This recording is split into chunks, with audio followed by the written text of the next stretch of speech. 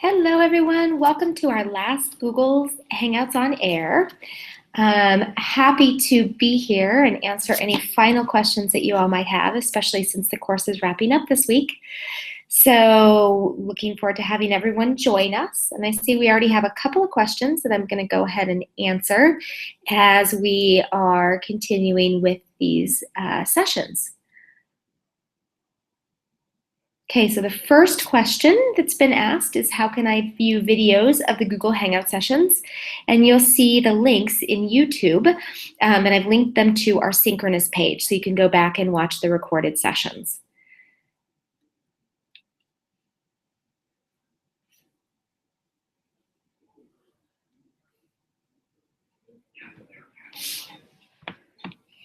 So I'm just going to continue to wait. Sorry for those of you watching this video, but I'm going to continue to wait and see if we have anybody join us this morning or this afternoon or whatever time zone you might all be in.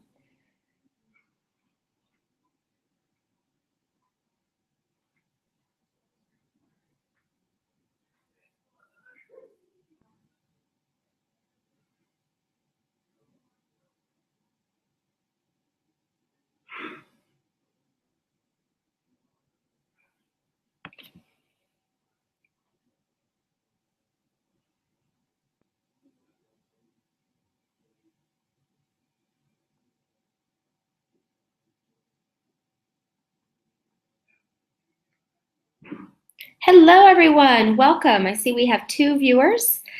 Welcome to our last session, our last Google Hangouts on Air session. If you click on the QA button on the left-hand menu and just hover over that. So if you don't see a left-hand menu, just hover over the left-hand part of your screen, and then you'll see a Q&A button, and that's where you can post any questions that you may have. So it looks like we have 3 folks. I'm also looking down to see if there's any questions in our course as well for this session. Please make sure to post questions. Thank you. I'm glad we got one when you're awake, Lori. I tried to rotate times enough so that everybody gets a chance to at least experience Google Hangouts on Air, and if they have a question, ask a question. So at least you had a chance to hop in and try it out and see if it's something that you might want to use in your classes if you've never used it before. So yeah, if anyone has questions, hover over Q&A like Lori has, push the Q&A button, and then you'll get a panel on the right-hand side where you can go ahead and answer any or ask any questions that you may have. Oh, and it looks like we have quite a few viewers. This is exciting. Maybe 10 a.m. Mountain Time, 9 a.m. Pacific Time is a good time for folks. So I'm just looking at our course to see if there's any questions posted there. For those of you joining, just so you know, the way I run these is I open them up for questions. So I don't have any particular content. I will give a couple of administrative reminders. But if you have any questions or want to say hello to your classmates, feel free to using the Q&A tool on the left-hand menu. You click on the button. On the right-hand side, you'll be able to add those questions. This is also a chance for those of you that may not have had an opportunity to experiment with Google Hangouts. You can now, which hopefully is a good experiment.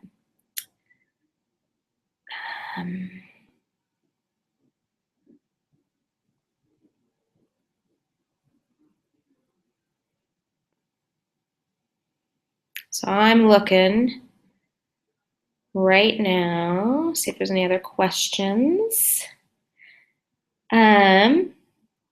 So I don't see any other questions in here. So let me give a couple of announcements, and then if anybody else has any questions, please feel free to post them in the Q&A button or in the Google chat. So a couple of announcements for everybody. Since this is our last week of the course, a couple of things I want to remind you all to do. Make sure you finish your quizzes. There was a question about due dates for quizzes, and it is September 21st, not 20th. I apologize that one of the quizzes was noted wrong. But September 21st at 11:55 p.m. Pacific time. So you need to have all your quizzes, including your final quiz or your final exam, in at that time. We just do one hard deadline. We don't have sort of late deadlines, and so if you don't have them in by that deadline, you won't be able to get credit for those quizzes, particularly if you're looking to get a verified certificate. Make sure you also are reviewing your peer-assessed assignments. So we're in the peer review stage of the assignments, and so make sure you go in and review your colleagues if you're participating in that activity. Also make sure, so you'll have access to this course through the end of the year, through the end of 2015. So you can always go back in and take the quizzes as many times as you want. You can go watch the videos. You'll continue to have access. We won't shut the course down, but you may want to download video content or PDFs or anything else in the course that you really like, just in case you don't get yourself back into the course after it ends. We will close it at the end of the year. And then for certificates, so it usually takes, so Monday night, all the quizzes are finally submitted.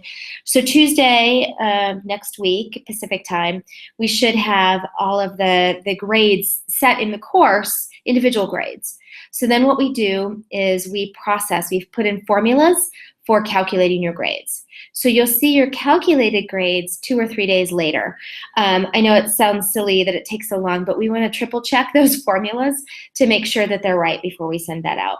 And in the meantime, I do keep monitoring, as does Victoria O'Neill, our course manager. We keep monitoring the discussion forums, so if there are questions about your final grades, we're happy to answer those in the discussions. Then, once we're comfortable with the final grades and we think we got the calculations right and everything looks great, which we've done this 3 times over, so hopefully we won't have any issues with that phase, we then pass it over to Coursera. And then they're the ones that can do the issuing of certificates. And because of their queue, usually that issuing of certificates takes a week to 2 weeks. So it'll probably be 3 weeks, but after the end of the course, max, for you to get your certificates and your grades. It could be a lot quicker than that. It could be slower than that, just depending on their queue. So those are my final course announcements. Does anybody else have any questions? I'll hang out here about 5 more minutes, but if nobody's got any questions, I'll let everybody go and we can have the rest of our day or evening or morning, wherever you happen to be. But this really is about questions. So if you've got any questions, go ahead and post them in the Q&A. And I'm going to double check one more time my Coursera course. Apologize that I'm looking down at my phone, but I want to look at the course at the same time so that we can make sure that we're not missing any questions that had been posted in the forums. So I'm looking. I don't think there are any though. I checked last night too, and there weren't any more last night.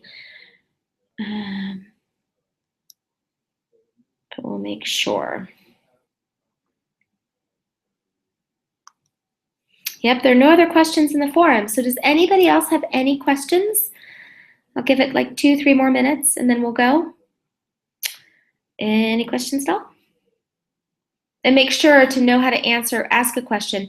Make sure to click on the Q&A button on the left-hand menu. And if you don't see a left-hand menu in your Hangouts window, hover over the left-hand side of your screen. And then you'll be able to see that left-hand menu. Push the Q&A button and it will enable Q&A on the right-hand side.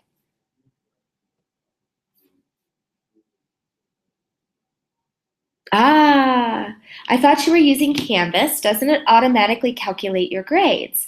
So great question, Lori. No, in Coursera, the Coursera courses, so this is alongside our Coursera course, and this one, it's using the Coursera platform. So I work for Canvas, and yes, Canvas does automatically calculate grades, but in Coursera, you have to put a pretty complicated formula in. It's interesting. You have to actually break down fields and cells and put your formula in. And because we have enough kinds of things and the grades are weighted differently, we just always triple check the way we've written our formula to make sure that it looks right. It's like a complex Excel formula. And we always just want to make sure it looks right. So yeah, not everything's automated in the Coursera world, which is interesting. There are parts about it I absolutely love and that I wish other platforms did. And then there are parts of it that I'm spoiled because they're not automated. Oh yeah, question on one of the quizzes talking about social media. Sure, Lori, go ahead and post your question. Be happy to try to answer that. And it might just be that my question is vague, although I've tried to rework them every time around just to make sure that they get more and more clear.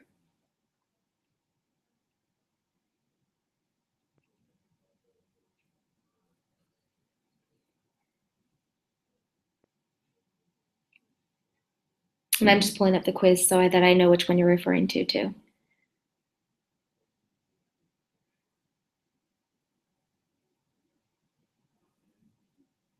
Let's see.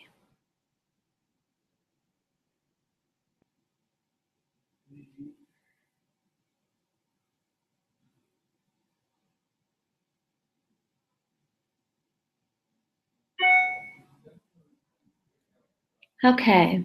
In your lecture, you said that Pinterest could be used with students under 13 because they didn't have to register but could view your account. That is correct. And they could still view it. So did I might have made a mistake within the quiz. So we'll look and see. I'm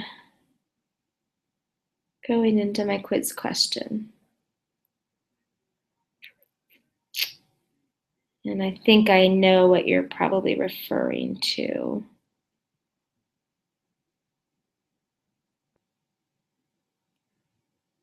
Let's see.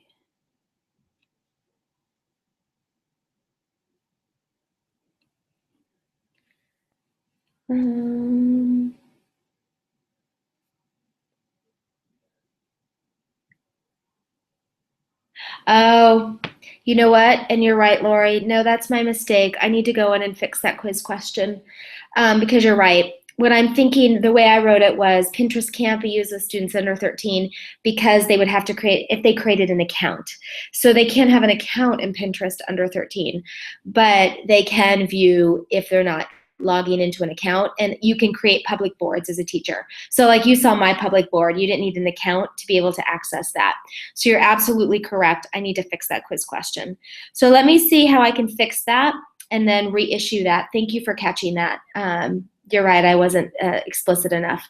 This is the fun part about writing quiz questions, right? Because you have it in your head as what it should be, and then you make a mistake. So thank you. I will go in and update that and recalculate everybody's grades. What I'll do is I'll make more than one answer possible. So keep your eye out for that. That usually takes about a day to get those grades recalculated. I submit it in, but then it processes them in the background. So just look tomorrow and I'll get that fixed. So thank you, Lori. I really appreciate that. That's the kind of feedback that's really good because it's not that all feedback isn't good, but that's really good because that helps me iterate on this for every session that we do in the future. So any other last questions? We've got 4 viewers. Anybody else have any other questions that they wanted to have addressed? And then, okay, it looks like we've got one from Bernadette. So let's see. Could you speak to how established LMS companies make partner arrangements with smaller companies like Katura Video and Neuro? Why do they choose them and how do they work? That's a great question, Bernadette.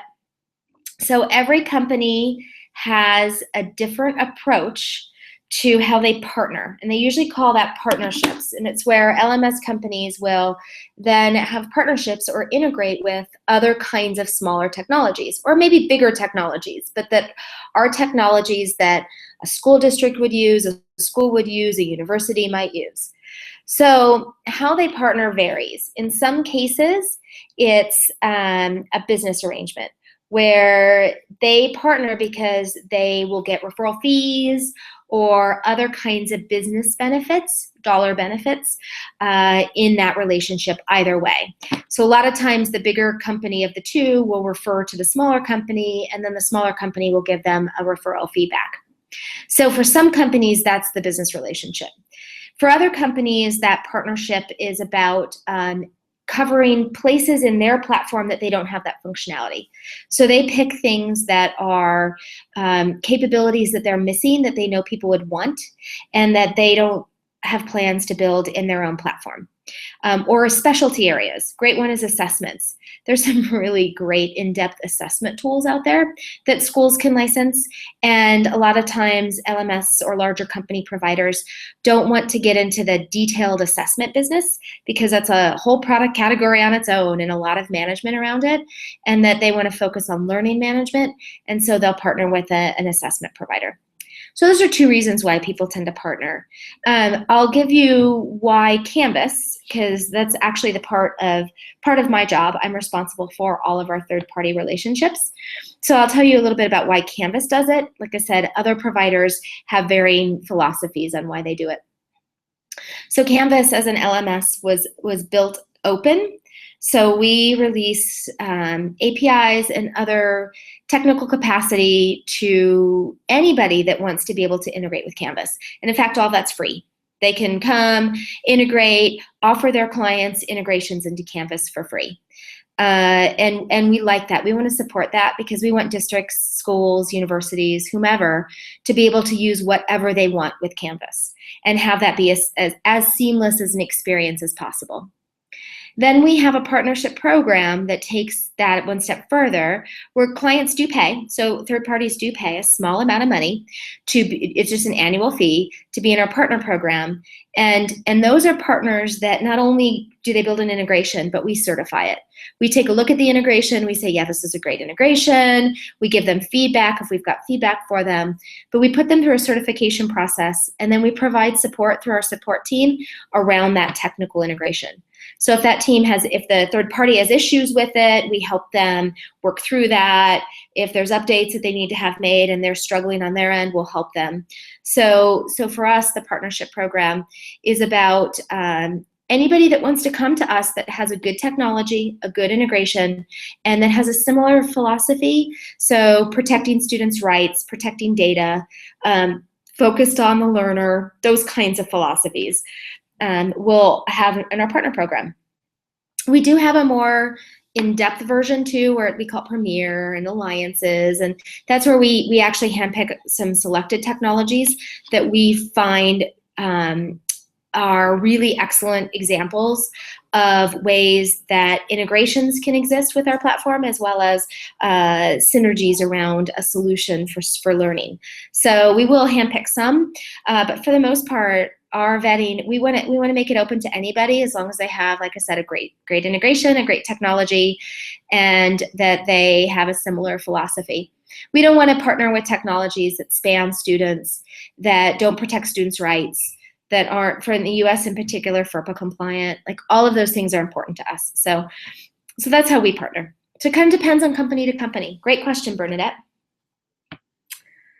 Okay, let's see. I think there's some more questions that have come in.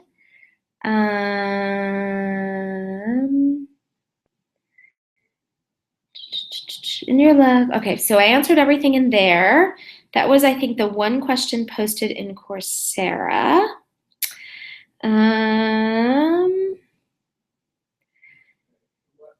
Yep, it looks like that's the one question. So let me give everybody just a couple more minutes. If you have any final questions, post your final questions, or we'll wrap up. And thank you, Bernadette. That was a great question. And right up my alley, as you can tell. Let's see if there's anything else. I'm just going to troll through all of the discussions, not just the live Google Hangouts ones. Looks like everybody's answering our questions. I'm going to do a final wrap-up video this weekend, just so you know. I'm going to do a final wrap-up video to give you guys some highlights on some of the discussions that you've all had, and some really good points that have been made, and perhaps some things to be thinking about related to those points. But let's see, we've got, I think, maybe one more. And it looks like people really appreciated the peer assessment, so I'm really glad about that. I'm seeing some nice positive comments about the peer assessment process during this course.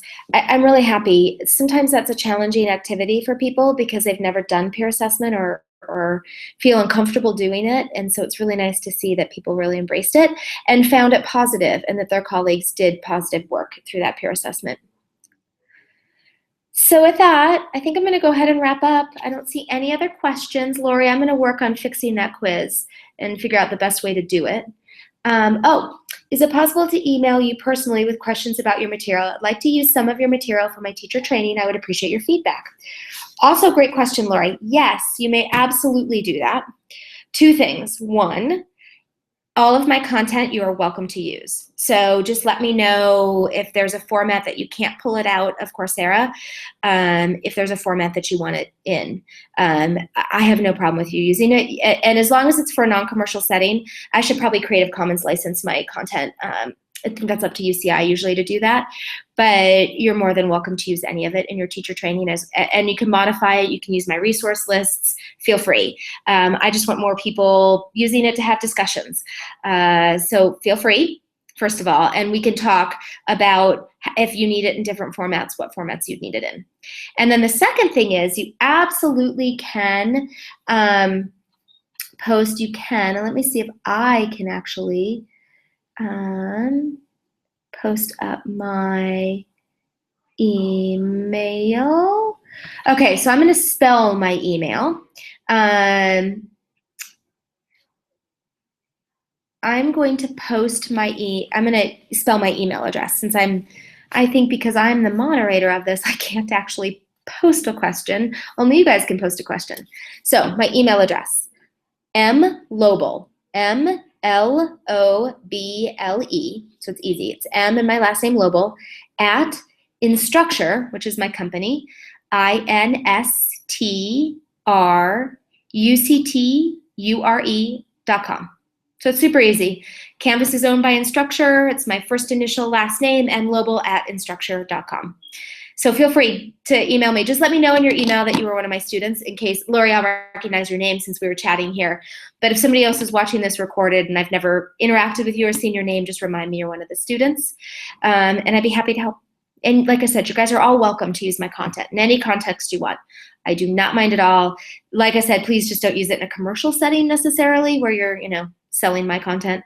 But even if it's in PD that's for cost or things like that, I'm fine with that. And it looks like we have another question. Is it possible to brand or otherwise modify Canvas? And are there any Canvas users in Saudi Arabia or the Middle East?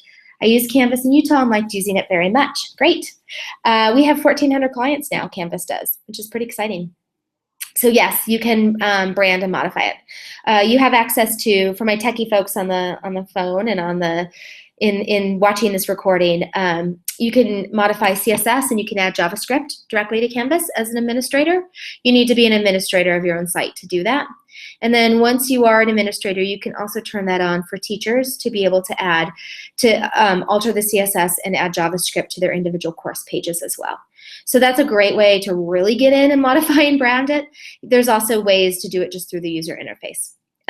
The trick is, if you go to use the free Canvas versions, usually you're an instructor, you usually only have instructor permissions. And with instructor permissions, on a shared site, like our free for teacher site and Canvas network, you don't have a whole lot of branding options because you're locked down by the administrator. So you just need to get your own site to do that.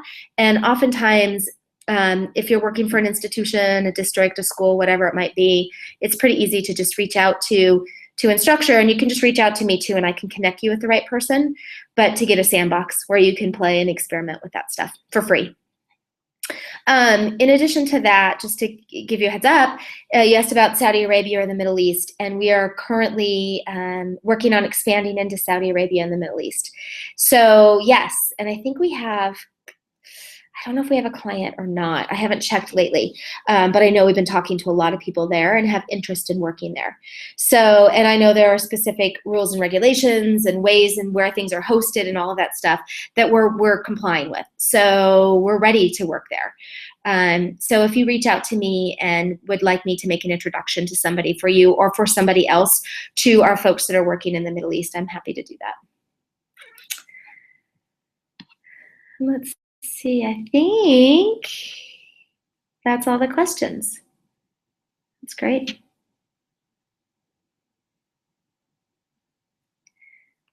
So it looks like that's all the questions. Thank you, Lori, for your questions. Thank you, Bernadette, for posting your question in our chat area in our Hangouts section of our course.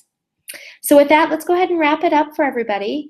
Thank you all for participating, listening, and attending. I really appreciate it. Stay tuned for the final announcements around the wrap-up of our course. And don't hesitate to reach out to me once again if there's anything you need outside of the course. It's mloble@instructure.com. Have a great day or night or wherever you are. Bye.